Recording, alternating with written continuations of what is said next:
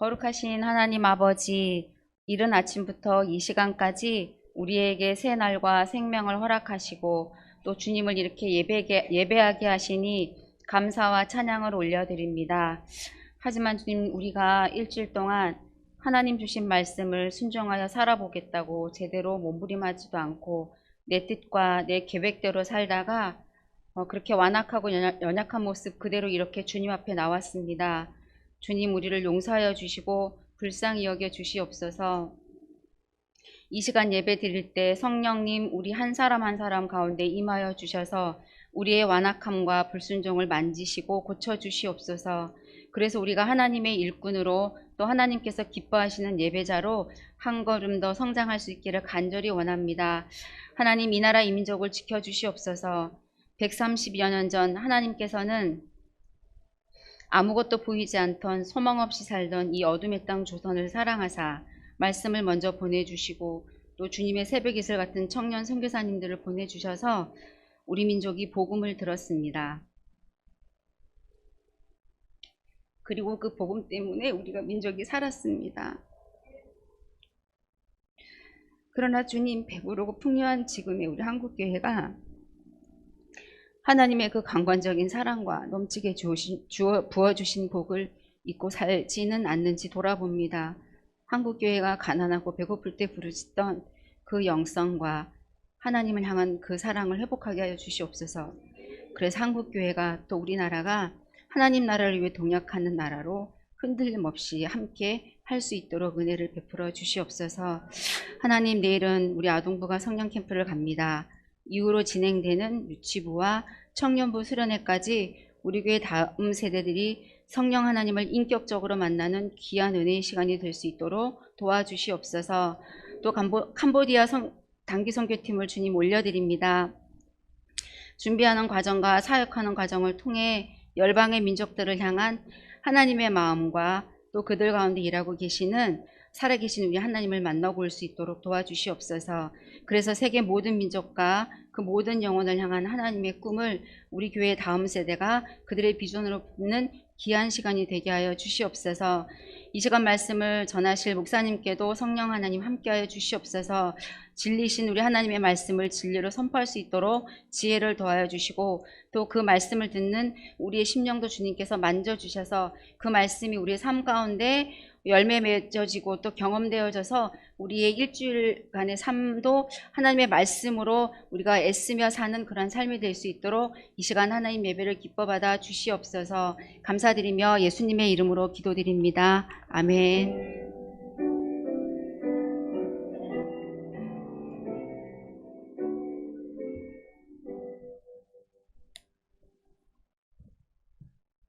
하나님께서 오늘 우리에게 주시는 말씀은 에스라서 3장 1절에서 13절입니다. 구약 성경 713쪽입니다. 에스라 3장 1절에서 13절을 교독하겠습니다. 이스라엘 자손이 각자의 성읍에 살았더니 일곱째 달에 이르러 일제히 예루살렘에 모인지라. 요사닥의 아들 예수아와 그의 형제 제사장들과 스알디엘의 아들 스룹바벨과 그의 형제들이 다 일어나 이스라엘 하나님의 제단을 만들고 하나님의 사람 모세의 율법에 기록한 대로 번제를 그 위에서 드리려 할세.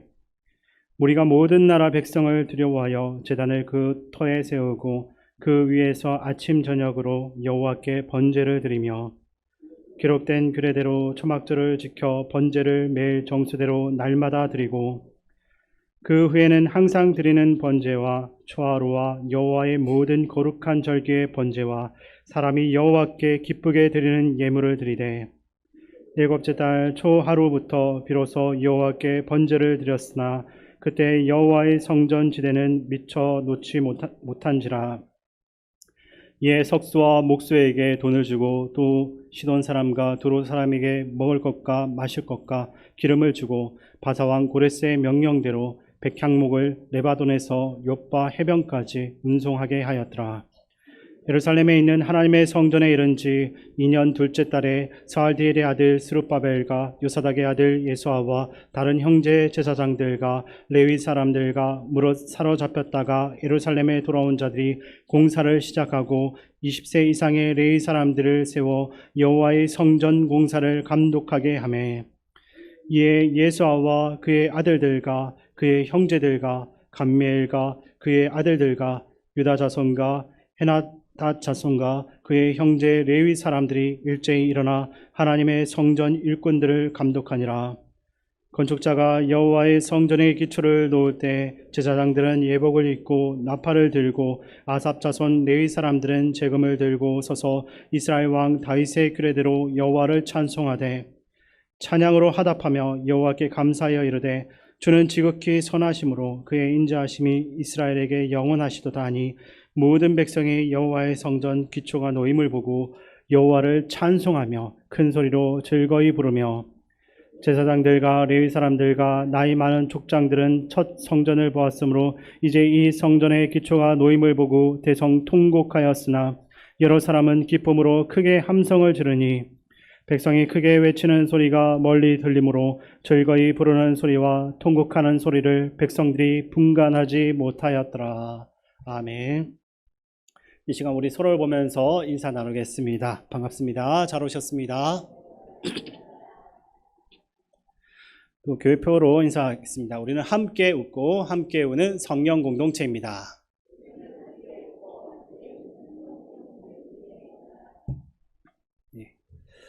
혹시 여기 계신 분들 중에 어린 시절 살았던 집이나 친구들과 놀았던 동네, 그리고 학교 소풍 때마다 놀러 갔던 그 장소 등을 성인이 되고 난 이후에 오래간만에 찾아가 본 적이 있으십니까? 저는 진주에서 태어나고 자랐습니다. 지금은 의정부에 살고 있는데 휴가 기간에 정말 오랜만에 어릴 적에 살았던 동네를 둘러볼 기회가 있었습니다. 유명한 진주성도 가보고 아버지가 목회하시던 동네도 가봤습니다. 그리고 어릴 적에 뛰어놀던 놀이터도 가보면서 추억 여행을 잠시 했었습니다. 어린 시절 살았던 동네를 오랜만에 보니 뭉클한 마음이 들기도 했는데 아마도 저의 추억이 담긴 공간에 들어선 순간 잊혀진 줄 알았던 옛날의 기억과 감정 그리고 사건들이 떠올랐기 때문일지도 모르겠습니다. 그런데 과거와 비교해서 전혀 달라지지 않은 추억의 장소를 보면 뭉클함이 밀려오지만 이전과는 완전히 달라져서 알아보기 힘든 건물과 장소 등을 보게 되면 서운함과 아쉬운 마음이 들기도 합니다. 그리고 또 한 가지 들어오는 감정은 놀라움입니다. 예전에는 정말 그렇게 커 보이고 대단해 보이던 건물들이 막상 어른이 되어서 가서 보니까 너무나 작고 아담해서 놀라게 되는 것입니다. 옛날의 기억에는 거대하고 넓기만 했던 진주 난강도 지금 와서 보니까 서울에 있는 한강에 비하면 너무나 좁고 한없이 작아 보였습니다. 또 끝이 보이지 않았던 넓은 모교의 운동장은 가장을 조금 못해서 제 손바닥만 할 정도로 보이기도 했습니다. 어릴 때는 그렇게 크고 대단해 보였던 장소인데 왜 성인이 돼서 찾아가 보면 작고 초라하게 보이는 것입니까? 그럴 만한 이유가 있습니다. 물론 제 몸이 커져버린 이유도 있습니다. 어린아이가 보는 운동장과 성인이 보는 운동장은 분명 차이가 있습니다. 그러나 그러한 키나 몸의 차이보다 더 중요한 이유는 바로 경험과 인식의 차이 때문이 아닐까 생각을 해봅니다. 어릴 때는 내가 살던 동네와 학교, 내가 돌아다니던 골목이 내가 인식하는 세계의 전부이자 경험의 전부였습니다. 그런데 성인이 되고 나서부터 살고 있던 동네를 벗어나 더 넓은 세계를 경험하게 됩니다. 그렇게 더 큰 세계를 경험하게 되면서 벌어지게 되는 이 인식의 차이는 키와 몸이 자라면서 벌어지게 되는 차이보다도 비교할 수 없을 정도로 크다라는 것입니다. 그래서 어린 시절 보았던 건물과 골목들이 더 큰 세계를 경험한 뒤에 보면 너무나 작고 또 보잘것없어 보이게 되는 것입니다. 그래서 어릴 적 살던 동네를 찾아가면 과거의 추억을 떠올리며 뭉클한 마음이 들기도 하지만 동시에 서운함과 또 아쉬운 마음이 드는 것입니다. 제가 이 어린 시절의 이야기로 시작하는 이유가 있습니다. 바로 오늘 말씀에 등장하는 유다 백성들의 상황을 우리가 조금 더 잘 이해해 보기 위함입니다. 오늘 우리가 다루는 에스라서에는 총 2번에 걸쳐서 감동이라는 단어가 등장합니다.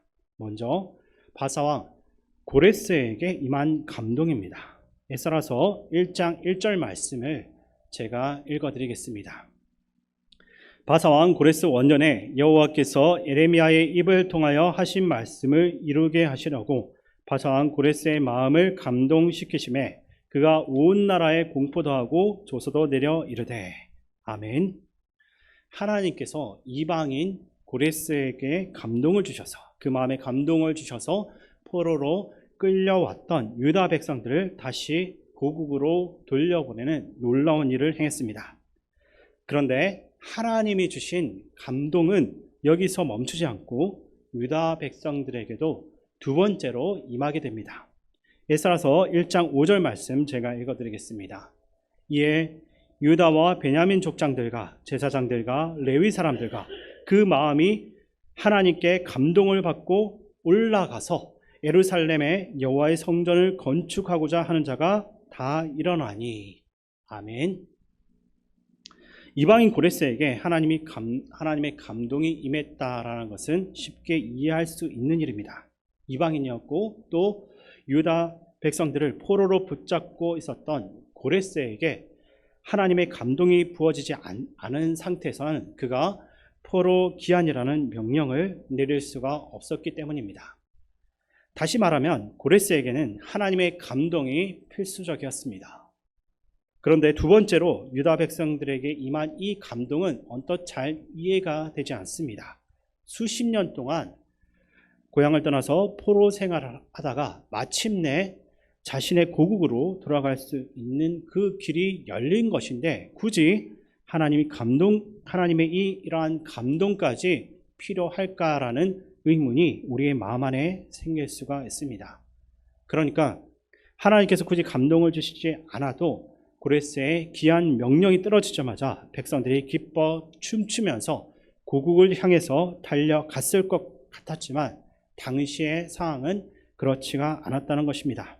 유다 백성들에게 다시 고국 땅으로 돌아가는 일이 그리 반갑지만은 않았던 이유가 있었습니다. 그래서 그들에게 하나님의 감동이 꼭 필요했던 이유가 크게 2가지가 있는데 첫 번째로 누가 끌려왔는지를 보면 알 수가 있습니다. 열왕기하 24장에 보게 되면 바벨론에 의해서 포로로 끌려온 유다 백성들의 그 상황이 나오고 있습니다. 열왕기하 24장 14절부터 16절까지를 제가 세번역 성경으로 읽어드리겠습니다. 더욱이 그는 예루살렘의 모든 주민과 관리와 용사 10,000명뿐만 아니라 모든 기술자와 대장장이를 사로잡아갔다. 그래서 그 땅에는 아주 가난한 사람들 말고는 하나도 남지 않았다. 느부갓네살은 여호야긴 왕을 바빌론으로 사로잡아갔다. 그의 어머니와 왕비들과 내시들과 그 땅의 고관들을 모두 예루살렘에서 바빌론으로 사로잡아갔다. 또 7,000명의 용사와 1,000명의 기술자와 대장장이를 바빌론으로 사로잡아갔는데 이들은 모두 뛰어난 용사여 훈련된 전사들이었다. 아멘. 바벨론에 포로로 끌려간 사람들이 누구였다라고 나오고 있습니까? 용사, 즉 훈련된 전사, 그리고 고관들, 더군다나 당시 유다의 왕이었던 여호야긴도 포로의 명단에 포함되어져 있었습니다. 그리고 바벨론이 유다 땅에 남겨놓았던 사람들은 아주 가난한 사람들만 있었다고 성경에 기록되어 있습니다. 그러므로 바벨론에 끌려온 포로들은 당시 유다 땅에서 중요한 직책이 있었거나 뛰어난 능력을 가진 사람들이었다라는 것입니다. 이들에 대한 바벨론의 대우에 대해서 어떻게 바벨론 제국이 대우를 했는지 열왕기하 마지막 장에 나오고 있는데 열왕기하 25장 27절부터 30절까지 말씀을 제가 읽어드리겠습니다. 유다의 왕 여호야긴이 사로잡혀간 지 37년 곧 바벨론의 왕 에윌 무로닥이 즉위한 원년 12월 그달 27일에 유다의 왕 여호야긴을 옥에서 내놓아 그 머리를 들게 하고 그에게 좋게 말하고 그의 지위를 바벨론에 그와 함께 있는 모든 왕의 지위보다 높이고 그 제수의 의복을 벗게 하고 그의 일평생에 항상 왕의 앞에서 양식을 먹게 하였고 그가 쓸 것은 날마다 왕에게서 받는 양이 있어서 종신토록 끊이지 아니하였더라. 아멘. 당시 바벨론 땅에 살고 있었던 유다 백성들이 어떤 처우와 대우를 받고 살았을지를 짐작할 수 있는 내용입니다. 그리고 이 본문을 통해서 우리는 포로로 잡혀온 사람들의 그 사는 형편과 또 받고 있는 혜택은 오히려 고국에 있을 때보다도 더 좋았을 수도 있다는 것을 알 수 있습니다. 그것은 바로 이어지는 두 번째 이유입니다. 둘째로 그들이 무엇을 보았는지를 보면 알 수가 있습니다. 포로로 끌려온 유다 백성들의 눈앞에 펼쳐진 것은 바벨론의 엄청난 문명과 기술이었습니다. 우리 사진 한번 보여주시기 바랍니다. 주전 6세기 당시에 바벨론의 도시 인구는 약 15만 명 정도였습니다. 당시 고대 세계에서 가장 큰 도시 중에 하나가 바로 이 바벨론이었습니다.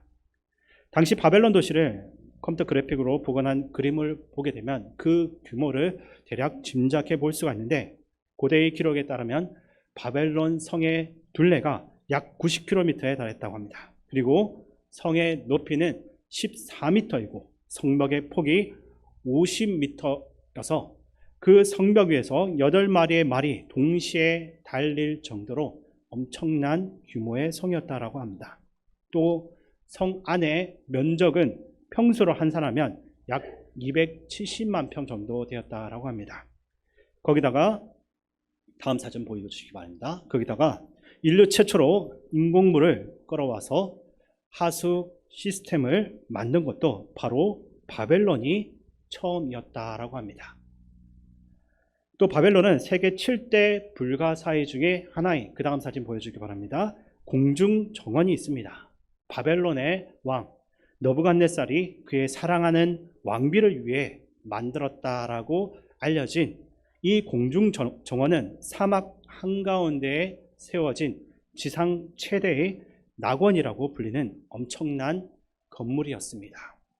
그 다음 사진 또 보여주시기 바랍니다. 또한 이슈타르의 문도 있는데 이 성문 곳곳에는 바벨론의 신을 상징하는 동물들이 새겨져 있었습니다. 독특한 것은 이 성문의 색깔입니다.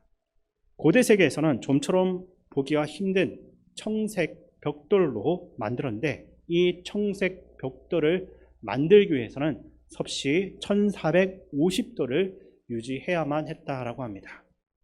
그러니까 바벨론은 이미 그때 최첨단 세라믹 기술을 보유하고 있었다는 것입니다.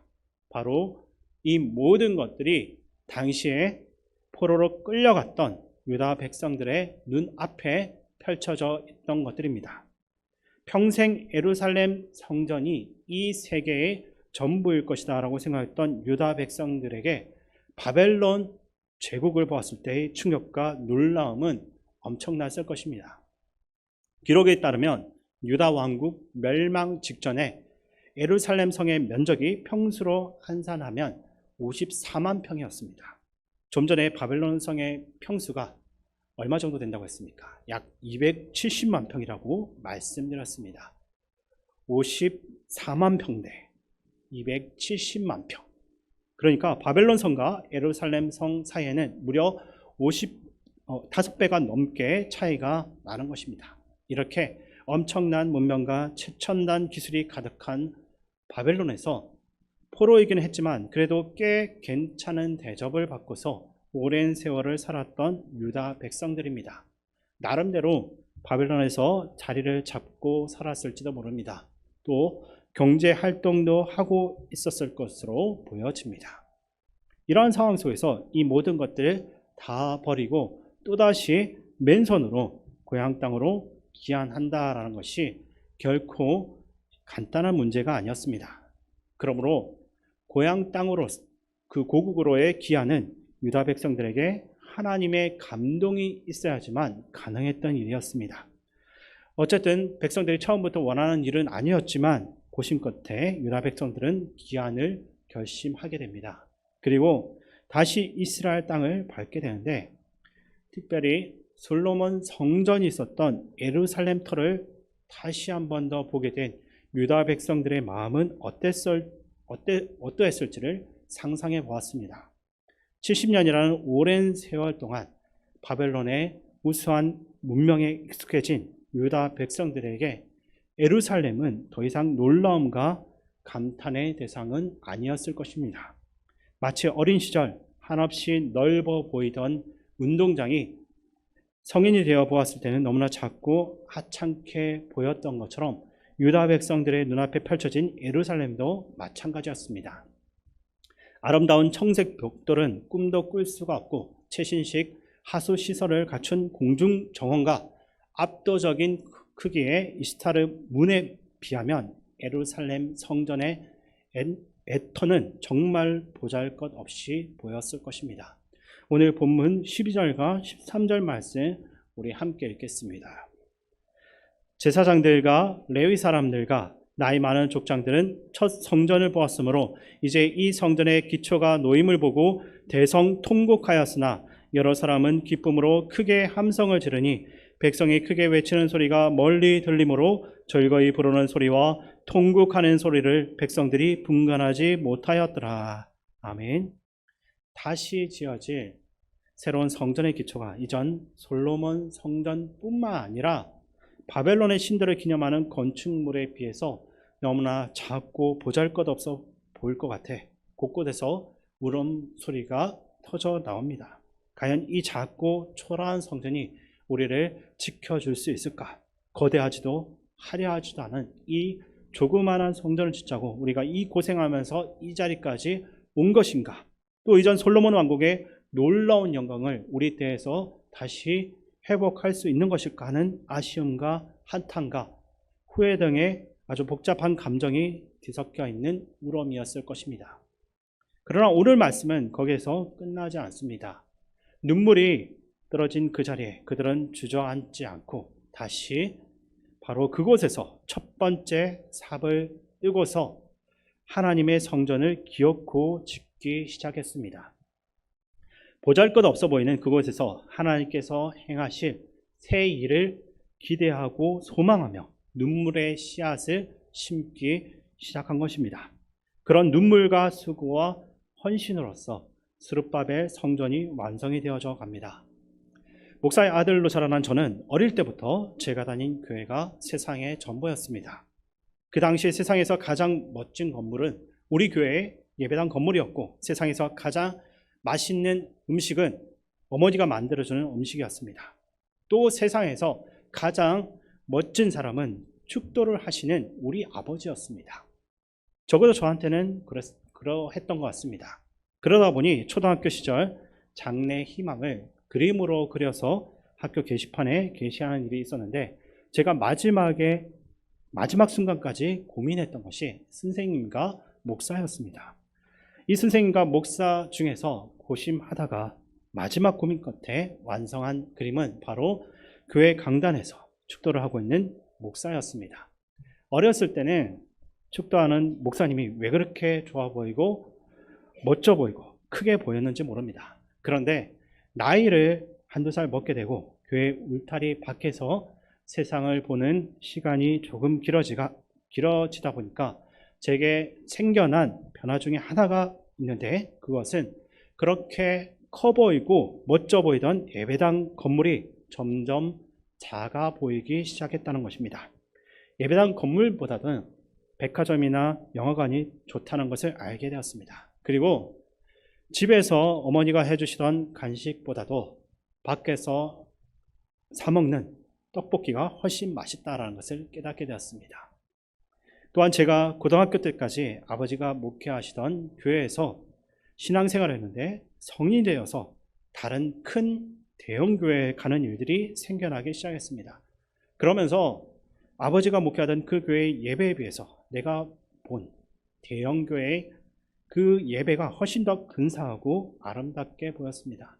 왜냐하면 아버지가 섬기던 교회에서는 성가대는 말할 것도 없고 심지어 피아노도 없어서 미가엘 반주기로 4명에서 5명 정도의 성도들과 함께 예배를 드려야만 하는 열악한 상황이었기 때문입니다.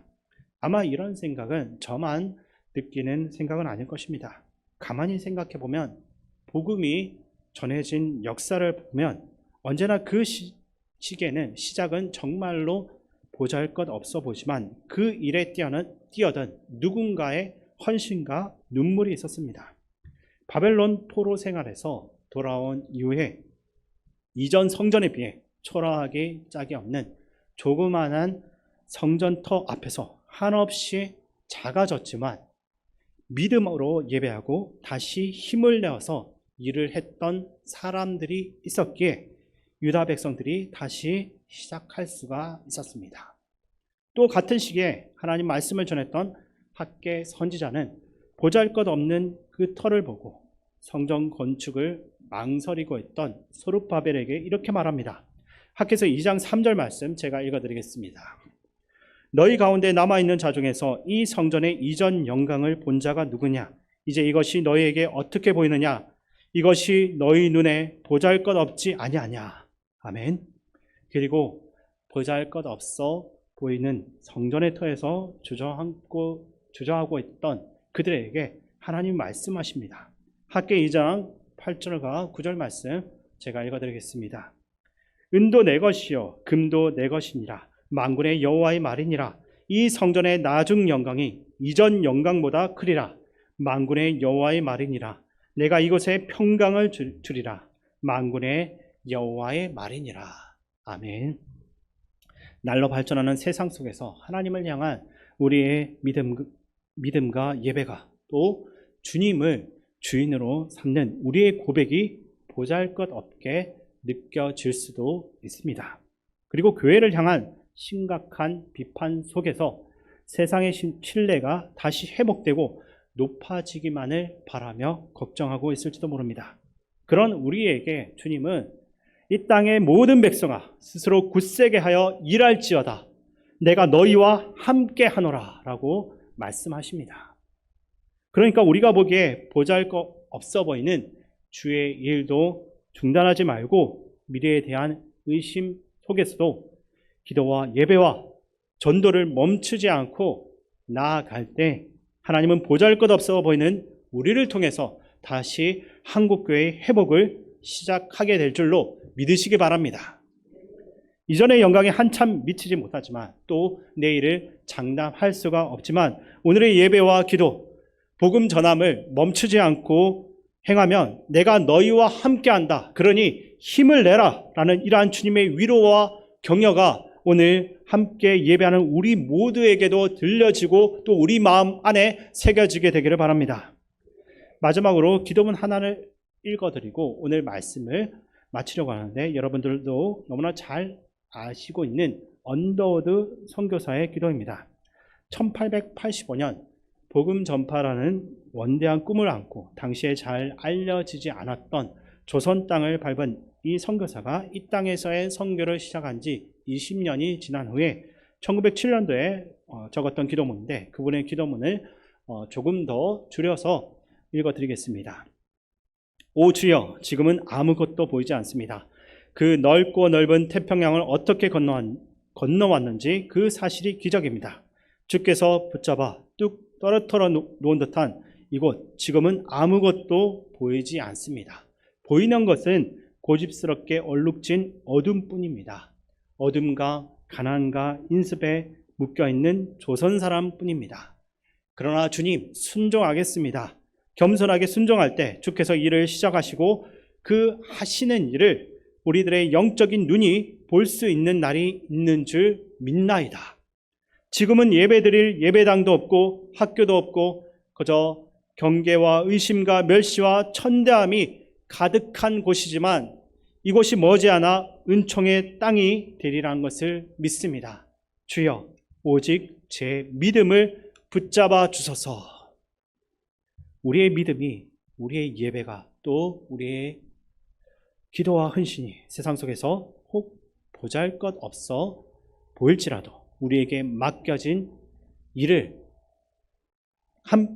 위해서 나아가며 씨를 뿌림으로써 한국교회의 미래를 바꾸는 일에 함께 동참하는 복된 주님의 종들이 다 될 수 있기를 주님의 이름으로 축원드립니다. 전능하신 우리 아버지 하나님, 가장 절망적인 순간에도 주께 충성을 다하는 우리의 믿음의 모습이 다음 세대에게도 전해져서 영적으로 황폐해진 이 땅에 다시 한 번 더 아름다운 복음의 꽃을 피울 수 있게 인도하여 주시옵소서. 교회를 향한 세상의 비판 속에서도 우리 스스로 굳세게 마음을 먹고 주의 일을 하며 복음을 전하며 하나님 나라를 확장해 나갈 수 있도록 도와주시옵소서. 우리와 늘 함께 하시는 예수님의 이름으로 기도드립니다. 아멘. 예, 교회 소식을 말씀드리겠습니다. 2부 예배 중에도 광고했습니다마는 우리 당회에서 수해를 당한 우리 가정들 또 사람들을 위해서 수해 구원금을 8월 13일 둘째 주일에 하기로 했습니다. 기도하면서 준비해 주시면 감사하겠습니다. 내일 모레 8월 1일에 월삭 새벽 기도회가 있습니다. 벌써 7개월이 지나고 또 새로운 달이 시작되는데 함께 나오셔서 기도해 주시기 바랍니다. 그리고 이제 내일과 모레 양일간 1박 2일로 우리 아동부 교역자 또 우리 선생님들 어린이들이 양주에 가서 성령 캠프에 참여합니다. 짧은 일정이지만 많이 은혜 받고 또 귀한 영적 체험을 많이 해서 앞으로 좋은 일꾼들로 성장할 수 있도록 기도해 주시고, 이번 주 토요일과 주일은 우리 유치부 또 여름 성경학교가 진행이 됩니다. 선생님들 열심히 지금 전사님과 함께 준비하고 있는데 많이 기도해 주시기 바랍니다. 예, 다른 이제 광고는 그 주보를 참조해 주시고, 우리 캄보디아 단기 선교팀 이제 다음 주일 찬양 예배 때 헌신 예배 드리고, 월요일 또 아침 일찍 떠나서 한 주간 이제 선교하러 가게 됩니다. 위에서 계속해서 기도해 주시기 바랍니다. 기도하겠습니다. 아버지 하나님 감사합니다. 무더위 가운데서도 우리 교회와 성도님들 지켜주시고 오늘도 하나님께 나와 마음과 정성을 다하여 예배드리며 영광 돌리게 하신 것을 감사합니다. 우리에게 시간 주신 말씀을 마음에 새기게 하시고 우리의 가정에서 삶의 현장 속에서 사회 속에서 그리스도인답게 하나님의 백성들로 살아갈 수 있도록 인도하여 주시옵소서. 오늘도 복음과 교회를 위해서 묵묵히 섬긴 귀한 종들을 기억하시고 저들의 마음속에 섬기는 자가 갖게 되는 기쁨과 감격이 넘쳐나게 하여 주옵소서. 이번 한 주간 동안 진행되는 우리 아동부 성경학교와 또 유치부 성경학교 가운데 함께 하셔서 정말 더운 날이지만 말씀으로 잘 훈련받고 양육받아서 장차 교회와 나라와 민족을 위해서 귀하게 쓰임받는 우리 일꾼들로 성장할 수 있도록 주님 도와 주시옵소서. 지금은 우리 주 예수 그리스도의 은혜와 우리 아버지 하나님의 크신 사랑과 성령님의 교통하심과 역사하심과 인도하심이 우리 눈으로 보이는 대로 판단하지 아니하고 주님께서 맡겨주신 사명 충성스럽게 잘 감당하여서 아버지의 영광을 드러내며 소망 가운데 믿음으로 승리의 삶을 살기로 결단하는 모든 성도들 머리 위에와 교회 가운데 이제로부터 영원토록 함께 하옵시기를 간절히 축원하옵나이다. 아멘.